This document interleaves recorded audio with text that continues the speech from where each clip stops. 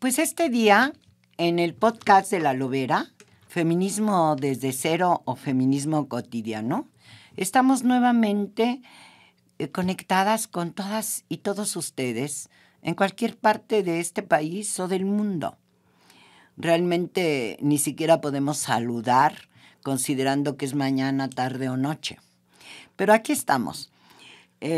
Hoy tenemos un episodio muy importante porque seguramente han llegado las noticias de las cosas que han sucedido y es probable que muchas personas piensan que era natural, que no se sorprenden, pero ha habido luchas largas que hemos tenido la oportunidad algunas personas de ver que tienen alguna concreción.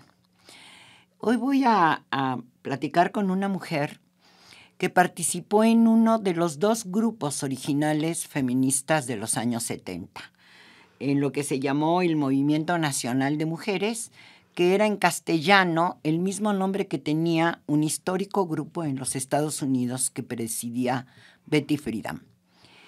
Ella trabajó mano con mano con nuestra compañera y amiga Esperanza Brito, como ella dice y me aclara, que quizá le debamos a Esperanza que hoy en 12 estados de la República Mexicana se permite la interrupción legal del embarazo o el aborto, entre otras cosas. Ella es una mujer que se dedicó o que estudió o que practicó la publicidad, pero también la comunicación, desde distintos espacios de la comunicación, como periodista, como articulista, yo diría también que reporteando, contando las cosas, y combinó toda su vida. Ahora ella, que le pedí su semblanza, ella dice que es una feminista activista de tiempo completo. Ella además participó con los grupos feministas en los esfuerzos, hemos hablado en otro momento, en los esfuerzos diversos sobre las alianzas entre mujeres. Quizá fue ella participante de una primera alianza fundamental en los años 70, en que habíamos nacido grupos por aquí y por allá y se pudo hacer una cosa que se llamó Coalición Nacional de Mujeres o de Mujeres Feministas. Ahora lo aclararemos. Trabajó en la radio, en la televisión, en fin. Estoy acompañada este día, emocionada, de Anilú Elías Paullada. Ella... ya les dije quién era. Le doy la bienvenida. Muchas gracias, Anilú, por estar con nosotros. Gracias a ti, Sara. Gracias a ti. Compañeras de toda la vida, ¿no? Uy, compañeras de cuántos años. Ahora sí que nos conocemos desde hace un ratito. Sí, un poquito más de 50. Un poquito más de 50 años. Qué cosa, ¿no? Me parece increíble. Como que nos suena que era ayer, pero es lindo todo lo que se ha ganado. Yo estoy feliz. Simplemente el hecho de estar aquí. Mira, yo siempre leí. El monitor tenía yo, afortunadamente, dentro de mi puesto, era leer periódicos. Ajá. Entonces, El Sol de México siempre lo leí porque sí tiene mucho enfoque feminista. Tenía, a diferencia de otros medios en ese momento, tenía siempre un artículo sobre mujeres, siempre había un reportaje, ya sea mexicano o traducido del extranjero, pero siempre había. Y eso es muy padre porque ahora... ha habido un cambio sensacional, pero hace 50 años era difícil, era un tema poco respetable. Y curiosamente, todavía hace pocos años se volvió a guardar en un rincón. Las políticas siempre decían, yo no soy feminista. Y cuando yo las entrevistaba para el radio o algo, siempre les decía, ¿no? Y entonces, ¿cómo está usted aquí en vez de lavando pañales o cocinando? Porque qué padre, ¿no? Piensan que todos los derechos que tienen fueron gratis, así les llovieron del cielo. No llovieron del cielo. Muchas mujeres peleamos por ellos y peleamos muy en serio, pero muy en serio. Los pleitos al principio fueron durísimos, que a la gente no le gustaba lo que decíamos. Imagínate, organizar pláticas sobre aborto, organizar pláticas sobre violación, cosa que no era un tema tabú también. Y bueno, desde luego no digamos la violencia familiar, que es bastante seria la cosa. Una cantidad de cosas impresionantes. Y a mí lo que me encanta de hoy en día, ya sé, muchas gentes van a decir qué horror. Muchas amigas mías disque feministas, a mí me encanta la violencia de los grupos actuales. Todo mundo piensa que el feminismo nació con damas victorianas tomando el té. No, para nada.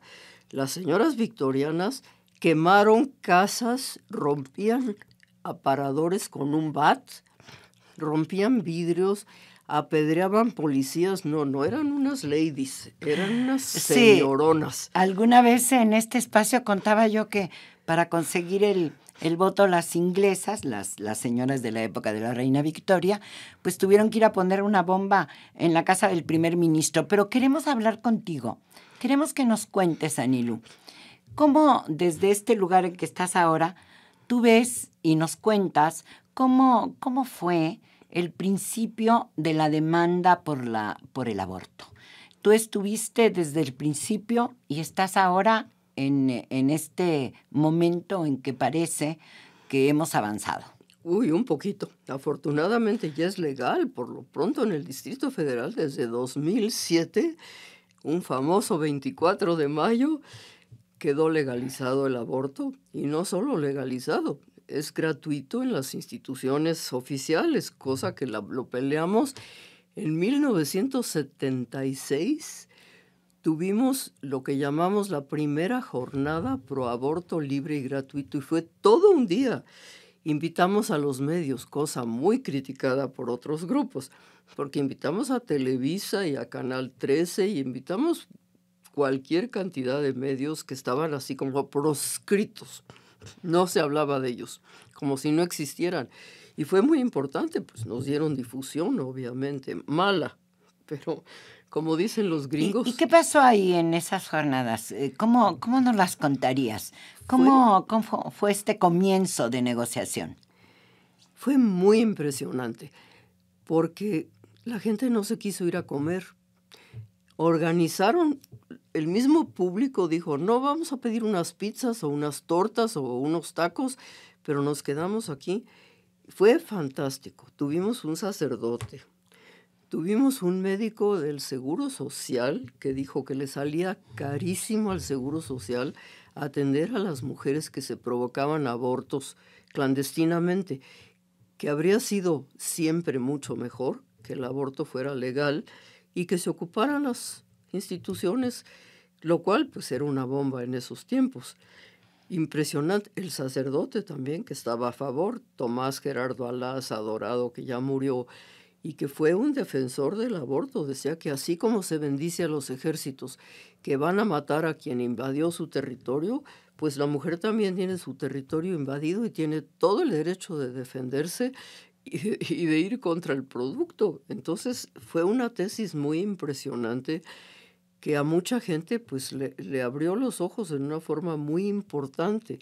De verdad, invitamos médicos que hacían abortos, sin decir su nombre, porque pues desafortunadamente en ese momento era ilegal, pero de todo, hubo médicos y médicas, por supuesto, médicas que hablaron ya entonces de la diversidad sexual, porque ella trabajaba en el Instituto de Estudios Intersexuales, cosa que nadie imaginaba, que hay niños y niñas que nacen con sexo indefinido. Entonces fue una jornada muy impresionante, muy impresionante. ¿Y qué pasó? ¿Hubo alguna consecuencia de esa jornada? No, pues bueno, críticas airadas, como siempre ya sabemos, de la iglesia, críticas airadas de la sociedad a las participantes, pero fuera de eso, pues todavía tardó muchísimo. Yo recuerdo, porque fue en 1976 que lo hizo el Movimiento Nacional de Mujeres, junto con, que hemos tenido aquí a Mireya Toto, por cierto, junto con el movimiento feminista mexicano, que eran sobre todo abogadas, ¿no? Exacto. ¿Estás de acuerdo? Pero a ver, Anilú, ¿no fue una consecuencia de ese foro la primera encuesta que hace el presidente Luis Echeverría para preguntar a la sociedad mexicana qué opinaba de la interrupción legal del embarazo. ¿No fue esa una consecuencia? ¿Ustedes tuvieron cercanía o no la tuvieron con algunos funcionarios? ¿Tú recuerdas en tu historia? Sí, ¿no? Sí, la teníamos. No exactamente con él, pero después con Morales Verdugo, muy importante cercanía, y desde luego con Amalia García, que era... Ella motivó que hubiera una plática. Pero no en 76. En 76, ese año ubícate, recuérdalo. ¿Cómo es el foro? Sí. ¿Qué se discutió para llegar a quiénes? ¿Qué cosas hicieron? Propaganda, volantes, programas de radio. ¿Qué fue lo que hicieron? Iban a las oficinas a dar conferencias, yo me acuerdo, a las oficinas públicas. Nos invitaron, eso fue muy impresionante. Nos invitó el entonces gobierno del Distrito Federal, bueno, el gobernador no era jefe de gobierno, a dar una plática mensual en cada una de las 16 hoy alcaldías, entonces delegaciones. Y eso fue muy impresionante porque fue lo que en realidad nos enseñó a hablar en público sobre los temas feministas, a no llegar con rollo, porque la mayoría de las mujeres el rollo les daba flojera. Cuando les hablabas del macro no sé qué y del micro no sé cuánto, entonces las mujeres sobre todo se quedaban así como, o se aburrían. Mi primera conferencia me la dieron en Tláhuac. Entonces yo llevaba mi rollito muy preparado sobre el feminismo y en el momento que las veo, pues eran acarreadas, por supuesto, pobrecitas, la mayoría de guaraches, de rebozo. Yo las vi y afortunadamente así como un rayo me iluminó y les dije, la primera vez que a mí me golpeó mi señor, y claro que todas voltearon, ahí sí, porque ese era un tema que les llegaba muy de cerca. Y también les hablé de un aborto, de haber tenido un aborto, y lo dije en público. Y muchas de ellas no le llamaban así, pero 2 o 3 dijeron, sí, yo también perdí un bebé. Entonces enseñarles, no es un bebé. Y les decía, y un embrión es del tamaño de una lenteja. No es un bebé, no hablemos de cosas que no son porque nos afectan. Entonces fue muy importante porque aprendí de ellas a hablar en público, hablar con mujeres y no echar rollo de en 1890. No, eso no les interesaba, eso no era su mundo. Entonces fue muy padre. Mi conferencia luego se llamó, porque ya la di en otras delegaciones, se llamaba Los ricos también pegan, porque hice entrevistas a mujeres de nivel alto, sin dar el nombre obviamente, que hablaron en primera persona, pues de haber sido golpeadas. O sea que sí era un fenómeno que permeaba todas las clases. Lo que pasa es que en clase alta no se hablaba. En cambio, las mujeres de clases populares tenían mucho más ventajas porque ellas sí podían comunicarse entre ellas del asunto. Pero, ¿y cómo reaccionaban con el asunto del aborto? Hubo 2 o 3, como te digo, en la primera plática, en la de Tláhuac. Que sí dijeron, pero... 2 dijeron que habían perdido bebés, es así. Yo también perdí, dijeron, porque yo les dije, yo aborté, así, en esas palabras. Y sí hubo así como un instante de silencio. Yo dije, en la torre, esto no lo van a retomar. Y esta señora, cuando les dije, bueno, pero platiquen ustedes también, y ya fue cuando esta señora dijo...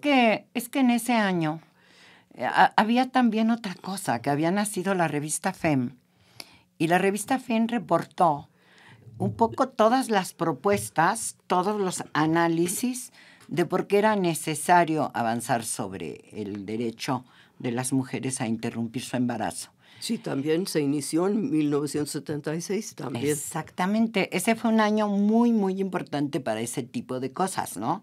Era a un año de la primera Conferencia Mundial de la Mujer.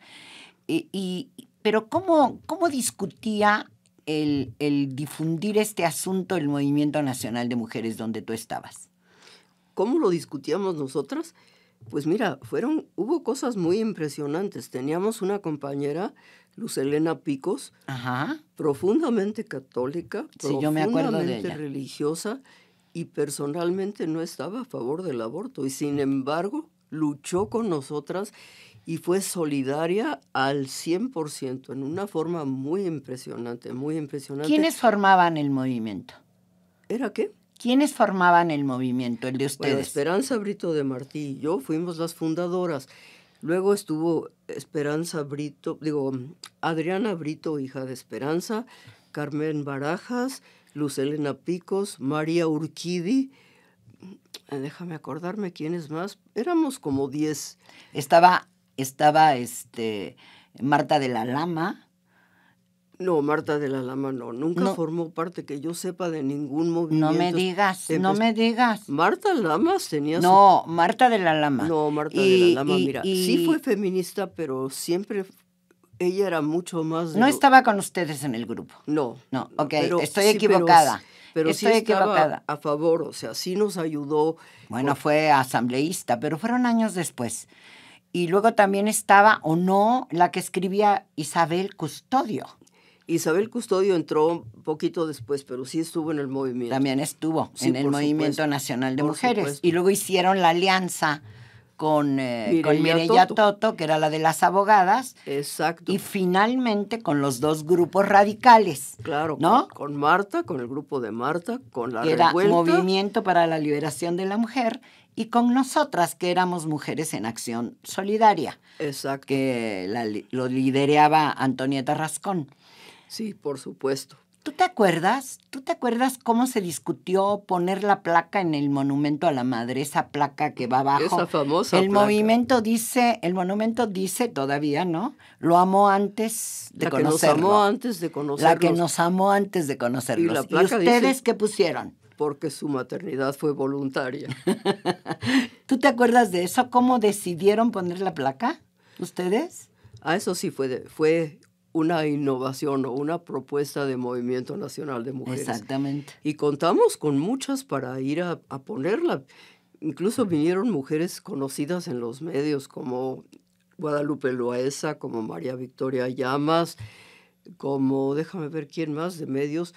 Fue muy interesante porque pues sí salieron fotos, porque ellas querían, y ahí sí fue afortunadamente la intervención de mi compañero, que adoraba yo, que en paz descanse, que era ingeniero, y nos dijo, no la claven, porque querían que me dijo, no, porque ahí sí las pueden acusar de dañar un monumento público. Ajá. Péguenla. Y nos recomendó el pegamento, que era para ponerle a una placa de mármol contra una piedra.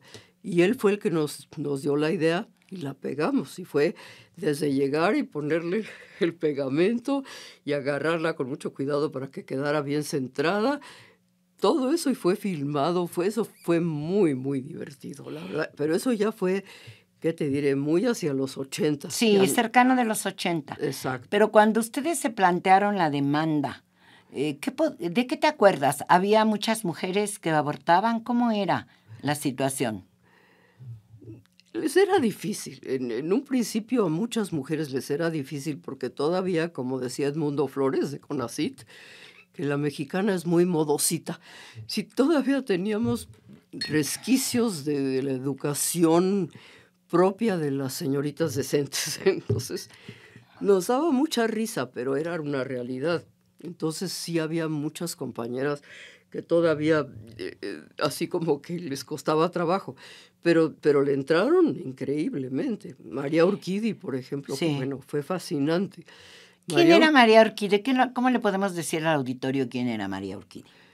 Sí, y que era su hermano, ya ves que era muy importante en el Colegio de México, entonces era una mujer que tenía como mucha vigilancia familiar, digamos, y sin embargo era lanzadísima.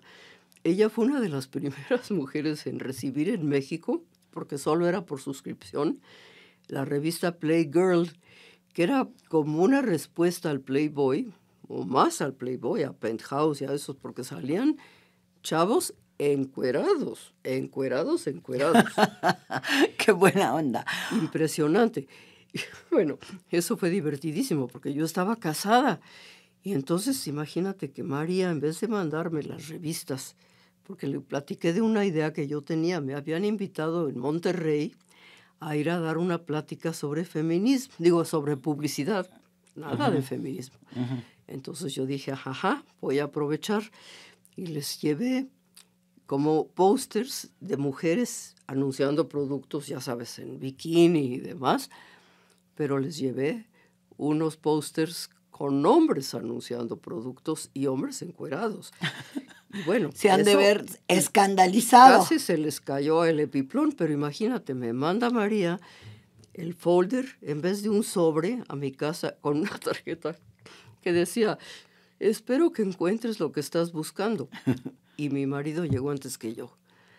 Entonces, cuando nos sentamos a comer, ya tenía una cara de 1 metro de largo. Entonces le dije, ¿qué te pasa? No seas hipócrita. ¿Y ya encontraste lo que querías? Y yo, pues, no tenía idea porque vi las revistas y dije, bueno, pues me las mandó Mari.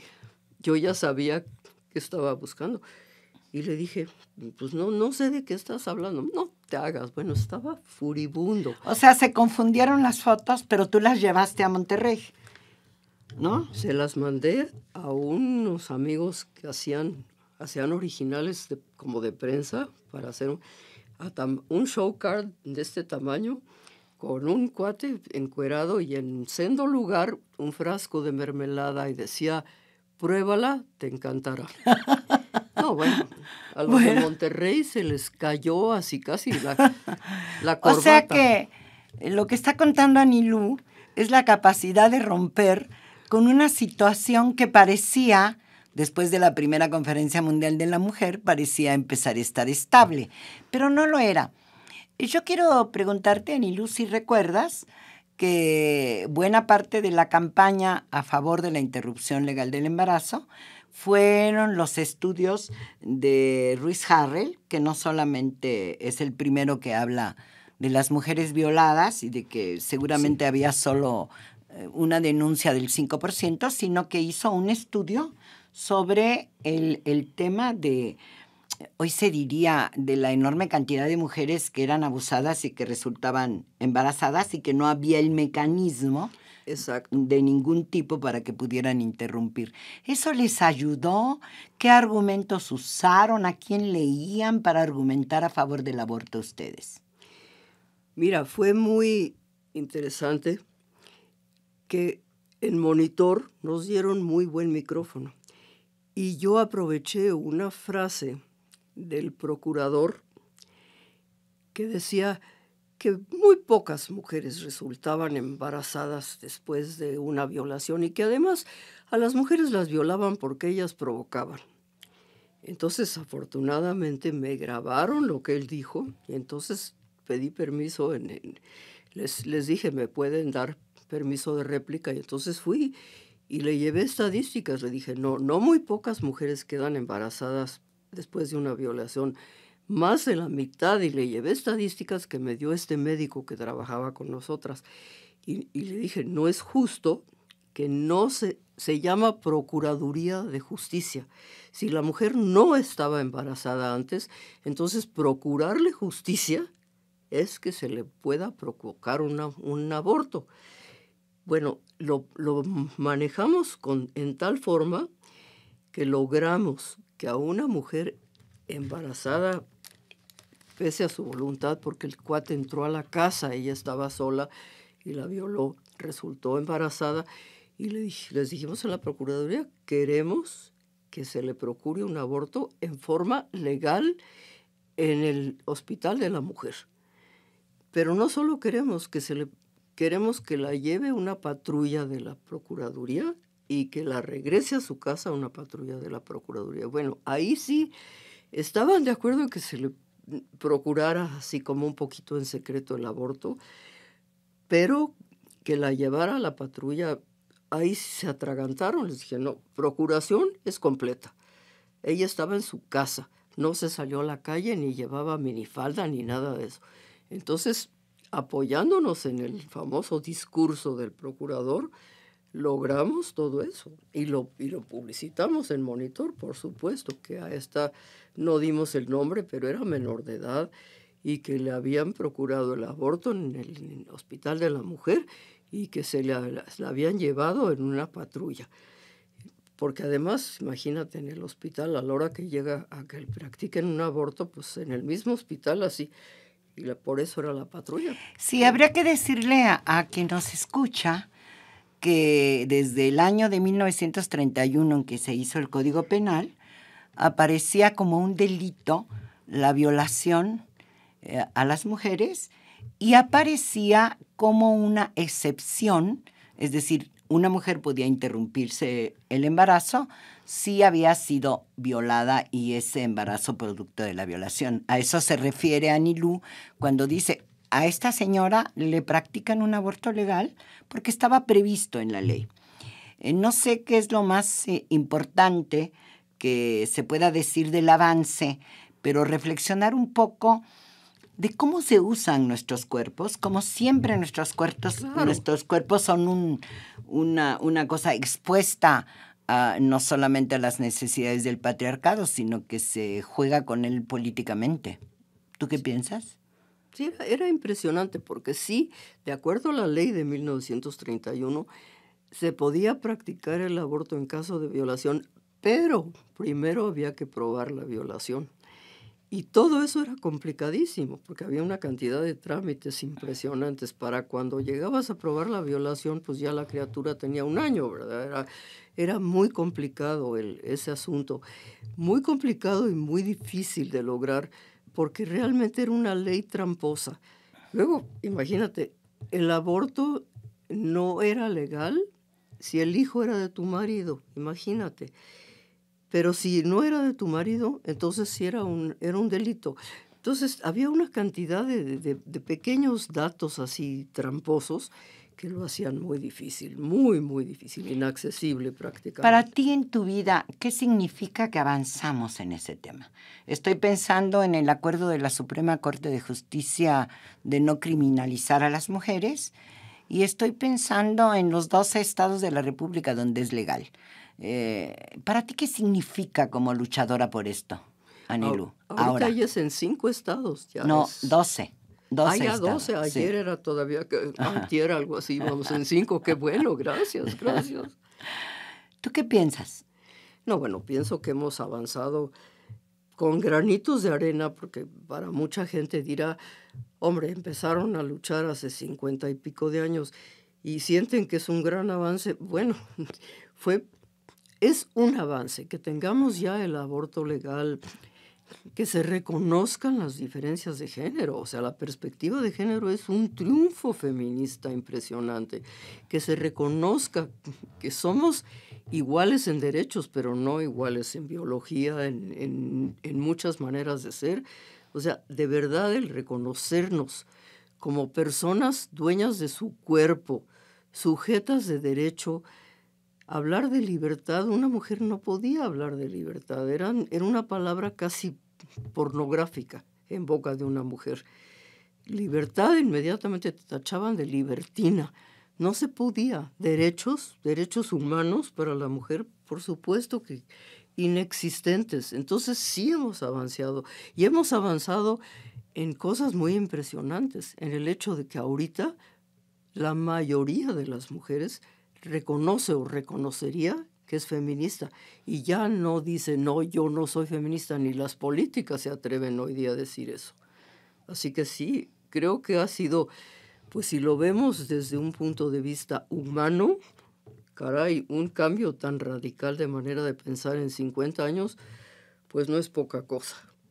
No es poca cosa, Anilú. Yo te preguntaba, para ti en lo individual, ¿qué significa esto para ti? Tú que estabas peleando, yo tengo que contarles que estas mujeres del Movimiento Nacional de Mujeres, ella se va a reír, nosotras las que veníamos de la izquierda y decíamos que eran gobiernistas, ellas picaron piedra en las oficinas gubernamentales, las criticábamos porque iban a dar conferencias al ISSSTE, ¿te acuerdas? Bueno, sí. Mi marido organizó una en la Secretaría de Hacienda para ustedes, ¿se acuerda muy bien? ¿Cómo no? Mireya. Y era como que eso se diluyó y empezamos a trabajar juntas, Sí. ¿no? En el año 76 hicimos la coalición. Y dime, ¿tú sentiste, qué sintieron ustedes en el Movimiento Nacional de Mujeres cuando todas las flores y los agradecimientos son para Marta Lamas y Gire? Mira, yo reconozco que ella retomó la lucha y siguió picando piedra activamente. Sí lo reconozco. No puedo quejarme porque nosotros teníamos muchos frentes de lucha, lo cual también fue importante. Por ejemplo, desde luego la violación, muy importante. La violencia intrafamiliar, que ese es otro punto que fue muy difícil de lograr. Fuimos a hablar en televisión de ese asunto, entonces no fue poca cosa el lograr llevar muchas ideas feministas adelante, pero no nos dedicamos como ella a una sola causa, que fue el caso de Marta Lamas y el aborto. Ella con Gire de verdad ha logrado y ha seguido adelante, y ya no es su guerra, ya no es en varios frentes, está muy enfocada a lo del aborto y está muy bien. Y por ejemplo también estoy de acuerdísimo con ella en la cosa de que no se prohíba la prostitución, que es otra forma de que la mujer pueda usar su cuerpo si eso es lo que quiere y si no tiene opciones a la altura, que también es importante. Yo entrevisté muchas mujeres de las que les llaman las niñas, no, las chicas de la Merced, que son prostitutas que trabajan en esa área, y yo entrevisté a muchas de ellas, y una de ellas me decía, mire señora, yo terminé secundaria, ¿cuáles serían mis opciones? Pues ser cajera, a lo mejor en un súper, a lo mejor trabajar en una fonda o en una tienda, y de todos modos voy a sufrir acoso sexual y no me lo van a pagar. Yo, con el trabajo que tengo, puedo mantener a mi familia, a mi mamá, a mi hermano que está estudiando, y tengo 2 hijos. Entonces, y solo trabajo de las 9 de la mañana a las 2 de la tarde. Entonces, yo estoy muy contenta con mi trabajo. Bueno, ese tema es polémico. Es polémico, Yo lo sé, yo lo sé. El movimiento está un poco dividido, muy dividido en ese asunto. Muy dividido. Pero sí estamos todas juntas en el derecho de las mujeres a interrumpir su embarazo. Claro. Porque tú lo acabas de decir, ¿verdad? Porque las niñas son abusadas, porque lo que se llamó mucho tiempo violencia intrafamiliar, que ahora se llama violencia de pareja, porque ha habido un enorme avance en la conceptualización de la violencia, y es muy importante reconocer. Era muy difícil cuando hablábamos de que había violencia dentro de la casa por los padres, los primos, los hermanos. Sí. Abusos que hoy tenemos identificados. Las niñas, la mayoría de las niñas, más de un porcentaje interesante, como el 14% de los 2 millones de niños que nacen al año, son hijos de mujeres menores de 15 años. Sí. Es decir, ¿de qué estamos hablando? De que el abuso continúa. Para cerrar nuestra conversación, me gustaría saber, ¿tú qué opinas de cómo todas estas cosas que sí cambiaron, lo que no han cambiado es todavía enorme cantidad de mentalidades? En eso, ¿qué tendríamos que hacer para que para que no sigan siendo mitos o verdades en muchos sectores de la población, todavía verdades absolutas de que pecamos, de que el aborto no debería? Bueno, ahí está el Partido Acción Nacional hasta últimas fechas, ¿no? Que hizo un acuerdo para decir que van a continuar luchando porque no se acepte la interrupción del embarazo. Esa fue otro frente, pelear contra los de la derecha, ¿no? ¿Tú qué dirías que tenemos que hacer en este momento que vamos a tener una mujer presidenta de la República? Bueno, creo que sí es importante que le llamemos interrupción del embarazo y no aborto, porque a la gente, en México en particular, le dan mucho miedo las etiquetas. O sea, este ejemplo de las mujeres de Tláhuac que te digo que me dijeron 2, yo he perdido un bebé. O sea, nunca van a pronunciar la palabra abortar, o sea, es muy difícil porque no es una palabra de uso cotidiano, es un hecho de uso cotidiano. La gente declara en una encuesta lo que piensa que debe decir, pero actúa distinto. En muchas encuestas las mujeres se declaran, las católicas y las de los grupos muy conservadores, se declaran en contra de los anticonceptivos, pero los usan. La realidad es que el 70% o más de las mujeres usan anticonceptivos, pero no declaran que los usan, no lo dicen. Entonces yo siento que tenemos que seguir nuestra lucha sin darle mucho peso a la palabra aborto, o sea, con interrupción legal del embarazo y el derecho al propio cuerpo. Creo que allí es donde tenemos que inculcarle a la mujer que su cuerpo es suyo, que no tiene por qué pertenecerle a su papá, a su marido, al hijo, al hermano. Al presidente. Al presidente. Eso es muy importante. Y que la religión nunca habló de que su cuerpo fuera de otra persona. De hecho, en la ceremonia católica de la boda, el sacerdote dice: esposa te doy y no sierva. O sea, no es lo mismo una sierva, que es casi una esclava, que una esposa. Y la religión lo reconoce con esta frase que se dice en la ceremonia religiosa. Entonces tenemos que convencer a la mujer, ahí es donde tenemos que picar la piedra hoy día, que la mujer aún en los niveles más sencillos reconozca que su cuerpo es su derecho, que su cuerpo es su territorio, que es suyo y de nadie más. Ya existe, puesto que hay mujeres como Eufrosina Cruz, que defendió su derecho a ejercer sus derechos. Es una mujer que ya tiene conciencia y es de un pueblito en Oaxaca. Esto es algo muy importante. Las mujeres están empezando a despertar, pero hay que usar las palabras con mucho cuidado. Yo tuve una trabajadora que de Oaxaca, de Tlahuitoltepec en Oaxaca, y me contaba que les pagaban por ir a un curso que les dieron en donde les enseñaban estas cosas, pero así, de nadie tiene derecho a tocarte si tú no quieres, nadie tiene derecho a, no decían obviamente a seducirte o a violarte, nada de eso, a tocarte de formas que tú no quieres. Tu cuerpo es tuyo y es tu derecho. Y a mí me impresionaba su manera de hablar, porque era una muchacha jovencita, 21 años, 22, pero ya tenía una conciencia muy clara de sí misma, muy diferente de otras chavitas que había yo conocido de esa edad. Muy interesante que en Oaxaca les dieran esos cursos, que no se debían dejar pegar, que no se deberían dejar mangonear, que tenían igual derechos que su cónyuge o su pareja o como le llamaran. Muy interesante. Creo que eso es donde está la punta del iceberg. Porque una vez que la mujer toma conciencia, ya no le va a ser tan difícil pensar en la interrupción legal del embarazo. Va a ser mucho más fácil si tiene una plena conciencia de ser una persona con derechos.